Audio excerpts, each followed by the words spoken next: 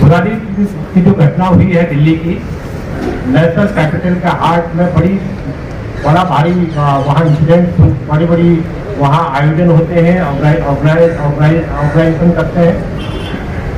And मैं मानता हूँ कि दोनों घटनाओं में एक तरह की समानता है।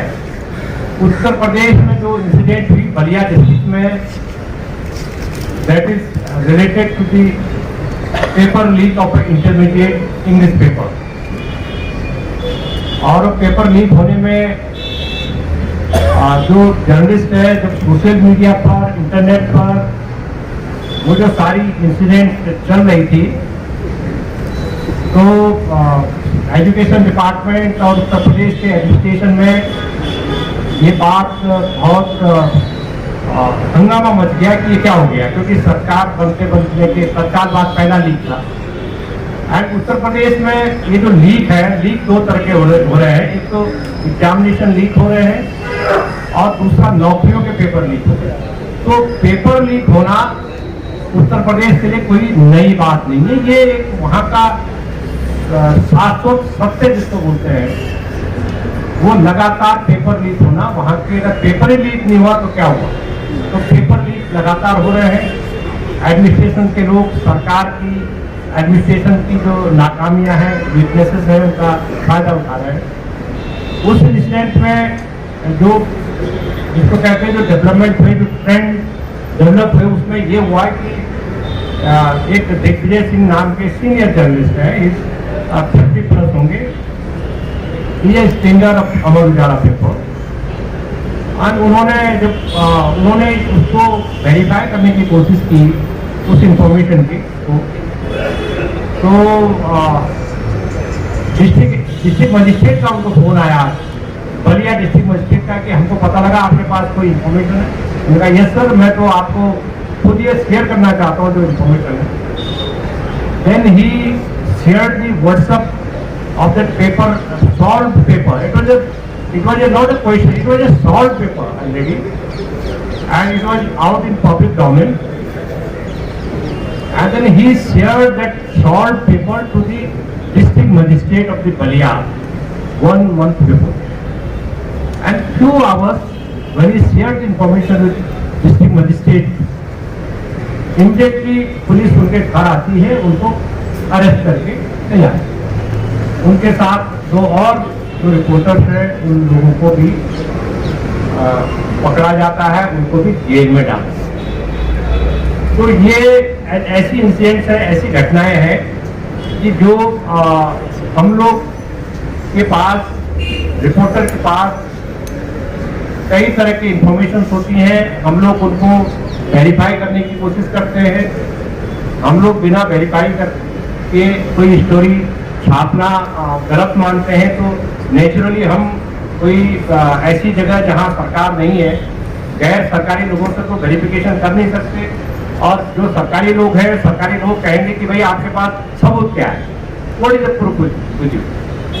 तो उन्होंने जब प्रूफ शेयर किए डिस्ट्रिक्ट मजिस्ट्रेट से, जो कि डिस्ट्रिक्ट का सबसे बड़ा ऑफिसर होता है, तो इमीडिएटली उनको अरेस्ट करके थाने ले जा करके लॉकअप में 3 पत्रकारों को बंद कर दिया गया और उसके बाद उनको जेल में डाल दिया गया। कि उनको आप एक मॉडस ऑपरेंडी देखिए कि पेपर लीक का जो पूरा सिस्टम है, उस सिस्टम में उनको भी इन्वॉल्व कर दिया गया कि आप भी पेपर लीक में शामिल हैं, क्योंकि आपके पास एक जो सॉल्व पेपर मिला है, जर्नलिस्ट के पोजीशन में कोई सॉल्व पेपर मिला है, कोई उसके पास इंफॉर्मेशन मिली है, तो उसको मान लिया गया कि ये आप you are the part of this paper leak racket.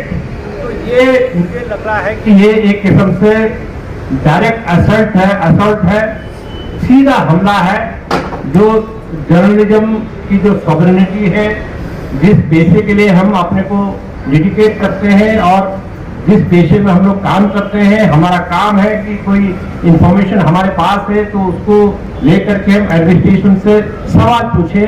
तो रादर देन की उसको जो कल्पिट है, जो अपराधी है, जो क्रिमिनल्स है, जो इस रैकेट के ऑपरेटर्स है, इसके जो सूत्रधार है, rather than taking action against all those criminals what you are doing, आप उस जो जिसके पास इंफॉर्मेशन है उसको आपने अरेस्ट कर दिया ताकि आप उसको कवर अप कर सके, जो एडमिनिस्ट्रेशन आप कवर अप करें, ताकि एक कंफ्यूजन फैले कि पत्रकार भी।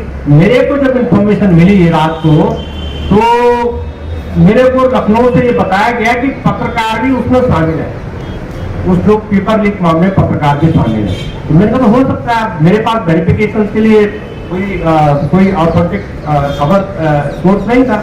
मैंने सुबह तक का इंतजार किया, फिर मैंने किसी सीनियर पर्सन को लखनऊ पूछा कि क्या है, तो उन्होंने बताया कि ये ऐसी घटना है, सरकार को पता है, एडमिनिस्ट्रेशन को पता है, सबको पता है कि ऐसा घटना घटी।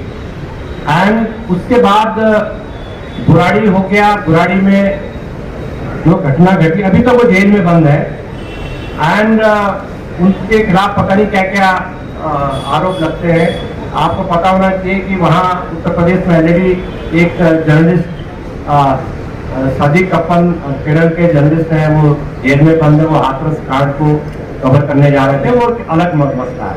लेकिन मुझे ऐसा लग रहा है कि ये जो चीजें हैं ये चीजें बहुत खतरनाक है। बुराड़ी की जो इंसिडेंट है वो इंसिडेंट इतना इस ढंग से किया गया है कि जिसमें आपको मतलब जर्नलिस्ट को ये मान लिया गया है कि आपकी जो आइडेंटिटी है वो रिलीजन के नाम पर है, क्लास के नाम पर है। आप ऐसा नहीं है कि आप जो है आप जर्नलिस्ट हैं। तो उनको कार्ड चेक करके उनकी पिटाई की गई, बेरहमी से पीटा गया, उनको काम करने से रोका गया, उनके कैमरे तोड़े गए।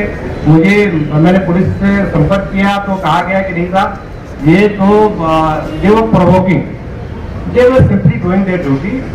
आपने जिस तरह से ब्रेड एंड बटर के लिए पुलिस काम कर रही है, अपना ब्रेड एंड बटर के लिए जर्नलिस्ट भी काम कर रहा है। ये उसका फंडामेंटल ड्यूटी है इस तरह की कवर करना। लेकिन यहाँ भी वही सिचुएशन है, रादर देन जहाँ वो इंसिडेंट बुराड़ी में जो आयोजन हुआ, उस आयोजन करने वालों को कोई परमिशन ऑफिशियल नहीं थी। Rather than taking action against those people who are illegally organising a conflict और so called mahapanchayat, no action, उनको रोका नहीं गया, उनको रोका नहीं कि वो पब्लिकली आए, उन्होंने शुरू, जबकि उनको रोकना चाहिए कि आपकी परमिशन कहाँ है। ठीक है, ये एडमिनिस्ट्रेशन का काम है, लेकिन जो पत्रकार है, जो जर्नलिस्ट है, वो जर्नलिस्ट कवर करने जा रहे हैं, चाहे वो इलीगल है या लीगल है, ये हमारा काम नहीं है उसको इलीगल और लीगल ठहराना। ये दिल्ली पुलिस का काम या दिल्ली एडमिनिस्ट्रेशन का काम है, जो उसको उनको प्रिवेंट करना चाहिए था। ये उनकी जिम्मेदारी है, हमारी रिपोर्टर की कोई जिम्मेदारी नहीं है। हमारे बहुत सारे यंग रिपोर्टर जर्नलिस्ट जो अपना कैरियर शुरू कर रहे हैं, उन पर हमला किया, जानलेवा हमला हुआ और कोई पूछने वाला नहीं। मतलब नेशनल कैपिटल में जो देश की राजधानी है, देश की राजधानी में इस तरह की वारदात होती है और हम सबके सामने होती है, पार्लियामेंट चल रही है और पार्लियामेंट के बीच में ये सब हो रहा है। तो ये मुझे लगता है कि ये जो लोग इस सिस्टम को चला रहे हैं, जो सिस्टम के टॉप में बैठे हुए हैं, जो सिस्टम को ऑपरेट कर रहे हैं, ये सवाल का उत्तर उनको देना चाहिए कि ये घटनाओं के लिए जिम्मेदार कौन है। ये पत्रकारों पर जो अटैक किया गया वो क्यों किया गया, वहाँ जो पुलिस थी उसका क्या रोल था। अगर किसी की जानलेवा हमला पत्रकारों पर हुआ तो वो बहुत खतरनाक चीज है। मैं as a reporter, as a journalist, हमारी जो ट्रेनिंग हुई है और हम में से बहुत सारे लोगों की ट्रेनिंग हुई है कि हमारे लिए रिलीजन, इस प्रोफेशन में रिलीजन और धर्म हमारी क्या, अपना जो हमारा जो फेथ है, उस फेथ से ज्यादा इम्पोर्टेंट ये है कि हमारा जो हमारी जो ड्यूटी है as a reporter, as a journalist, जिसके लिए हमने अपनी कैरियर को डेडिकेट किया कि हम देश और दुनिया को यहाँ जो ट्रुथ है उस सच्चाई के बारे में बताएंगे। तो ये जो अनएथिकल चीजें हुई हैं कि उनको काम करने से रोकना, मुझे लग रहा है कि इससे बड़ा हादसा कुछ हो नहीं सकता, इससे बड़ी घटना कुछ हो नहीं सकती। और मैं अभी भी मानता हूँ कि reporters are always without border. किसी भी, हमारी कोई सीमा नहीं है, हमारा कोई ऐसा नहीं होता कि हम सीमा में बांध दें कि आप यूपी के पत्रकार हैं, आप गाजियाबाद के, तो we are reporters without border. तो ये जो चीजें हैं, we are working under the this is right, the fundamental right to write the story, to cover the story. and हम लोग कोई पॉलिटिक्स नहीं कर रहे हैं, हम लोग कोई लोकसभा का या विधानसभा का चुनाव नहीं लड़ रहे हैं, हम लोग सिंपली अपनी ड्यूटी कर रहे हैं। मैं यहाँ पर और भी साथी हैं, हमारे बहुत सारे साथी हैं, मैं बहुत ज़्यादा नहीं अपनी बात करूँगा। मैंने एक रेजोल्यूशन भी तैयार किया है, जिस रेजोल्यूशन को हम लोग पढ़ेंगे।